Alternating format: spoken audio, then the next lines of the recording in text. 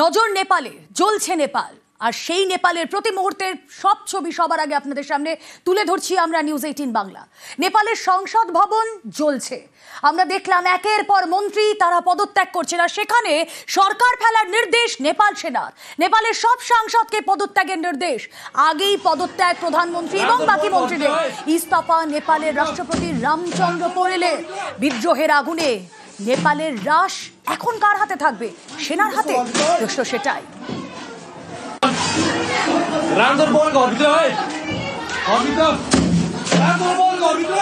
একের পর এক যে ছবি আমরা দেখছি, নেপালের ছবি, সেখানে গণতন্ত্র ভেঙে খান খান।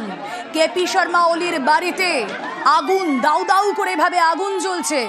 সরকার ফেলার নির্দেশ নেপাল সেনার। যে ছবি আপনাদেরকে দেখাচ্ছি, চতুর্দিকে আনরেস্ট। গত 3 দিন ধরে নেপালের যে ছবি আপনাদের সামনে আমরা তুলে ধরছি।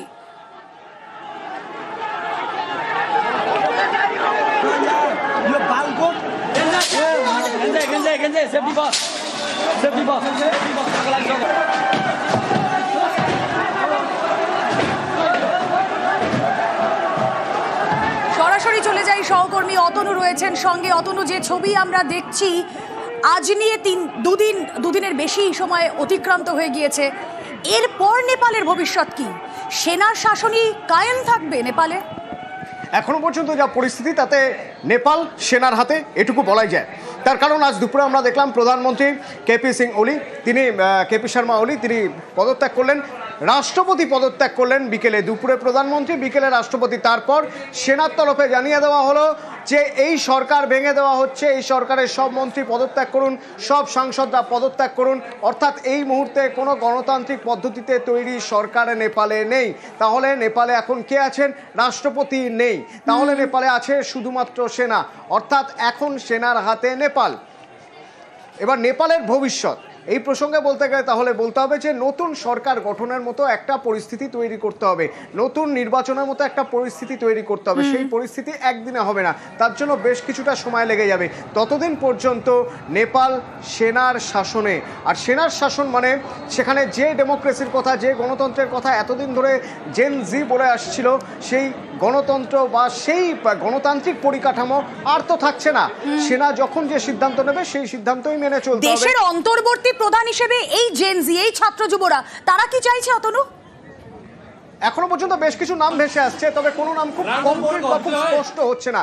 তার মধ্যে একটা নামের কথা অবশ্যই বলতে হয়, যে নাম যাকে বার করে আনা হয়েছে জেল থেকে, জেল ভেঙে যাকে বার করে নিয়ে আসা হয়েছে, তার কথা বলতে হবে। এই রবি চিনেনাম্মা, এই নামটা অত্যন্ত গুরুত্বপূর্ণ একটাই কারণে। তার কারণ এই রবি, ইনি একজন টিভি অ্যাঙ্কার ছিলেন প্রথমে, এবং সে সময় তিনি যে টিভি শো করতেন, সেই টিভি শো জনপ্রিয়তা লাভ করেছিল জেন জির মধ্যে। পরবর্তীতে তিনি যখন সংসদীয় রাজনীতিতে আসেন, এতটাই উঁচুতে চলে যান যে পরবর্তীতে তিনি ডেপুটি প্রাইম মিনিস্টার হন। কিন্তু তারপরে তাকে করাপশনের দায়ে জেলে পাঠানো হয় গত এপ্রিলে। আরেকজনের নাম করতে হবে, তা হলো বলেন্দ্র শাহ। এই বলেন্দ্র শাহ কাঠমান্ডুর মেয়র, এবং বিপুল ভোটে জিতে তিনি মেয়র হয়ে এসেছিলেন। সে সময় শাসক গোষ্ঠী তারা পুরোপুরি পর্যুদস্ত হয়ে যায় বলেন্দ্র শাহর কাছে। বলেন্দ্র শাহ একসময় ছিলেন র্যাপার, পরবর্তীতে তিনি রাজনীতিতে আসেন। অর্থাৎ এখন জেন জি তাদেরই পছন্দ করছে যারা প্রাথমিকভাবে রাজনীতিকে বেছে নেয়নি, বিভিন্ন পেশা থেকে এসেছেন, এবং পপুলারিটি অর্জন করার পর তারপর তারা তাদের মনে হচ্ছে সক্রিয়ভাবে রাজনীতি করা উচিত, এবং রাজনীতিতে তারা আসছেন। সরকার বিরোধী যে বিক্ষোভের আগুন, সেটা কেন থামছে না? ওলি তিনি ইস্তফা দিয়েছেন, একের পর এক মন্ত্রী তারাও ইনফ্যাক্ট ইস্তফা দিয়ে দিয়েছে। এই অভ্যুত্থান, এটা একটা অভ্যুত্থান বলা যেতে পারে। এই বিক্ষোভ থামছে না, তার সবচেয়ে বড় কারণ হচ্ছে এতদিন ধরে গণতন্ত্রের নাম করে যেরকম স্বৈরতন্ত্র চালিয়ে আসা হয়েছে। অন্তত জেন জি তাই মনে করছে যে যারা আমলা, যারা মন্ত্রী, তাদের সন্তানরা সবকিছু পাবে, বাকিরা কেউ কিছু পাবে না। নেপোটিজমের অভিযোগ আসছে, নেপো বেবি, নেপো কিড, এই কয়েনগুলো বারবারভাবে কয়েনেজগুলো চলে আসছে। সুতরাং গণতন্ত্রের নামে প্রহসন হয়েছে, এই অভিযোগেই এই বেশ আমরা সেই ছবিগুলোই দেখাই দর্শকদের, যে ওলি ইস্তফা দিয়েছেন, কেপি শর্মা ওলিও ইস্তফা দিয়েছেন, কিন্তু তারপরেও নেপালি জনরোষ কিন্তু কমছে না। আগুন জ্বলছে বিক্ষোভে। সদ্য প্রাক্তন প্রধানমন্ত্রীর নিজস্ব বাড়ি, হামলা সেখানে। বালকোটের বাড়িতে আগুন, ভাঙচুর, অলির বাড়িতে যথেচ্ছ লুটপাট বিদ্রোহীদের। ভাঙচুর লুটপাটের পর উচ্ছ্বাস বিদ্রোহীদের। ভাঙা হলো কেপি শর্মা অলির মূর্তিও। जो ओली जी की मूर्ति लगी है यहाँ के, इसको तोड़ने की कोशिश कर रहे हैं।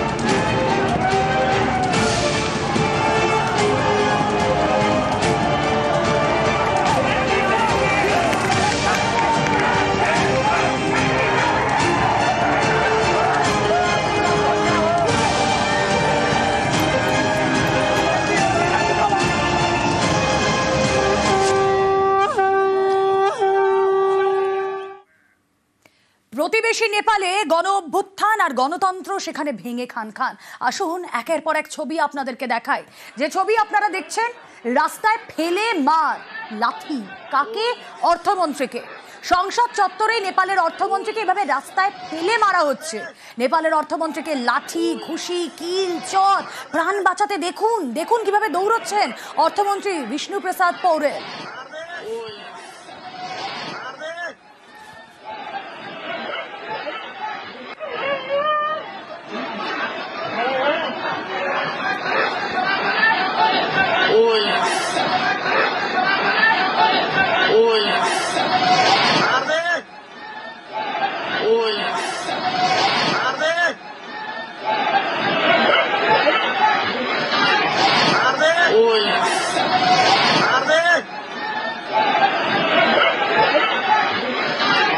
আর দেখুন, শুধু অর্থমন্ত্রী নয়, জনরোষের মুখ নেপালের, জনরোষের মুখে নেপালের বিদেশমন্ত্রীও। নেপালের বিদেশমন্ত্রীকে ধরেও মারধরের অভিযোগ। দেখছেন সেই ছবি।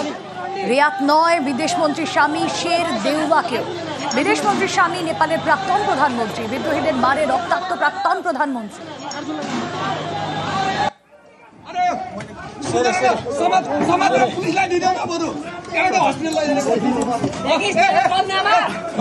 मेरा छोरा बाहिर घुम्दै मुजी नाच्दै हो रणनीको मान हामी नेपाललाई भेडा भेडा भनेको म चाहिँ भेडा हो। अरे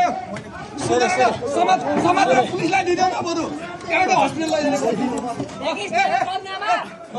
मेरा छोरा बाहिर घुम्दै मुजी नाच्दै हो रणनीको मान।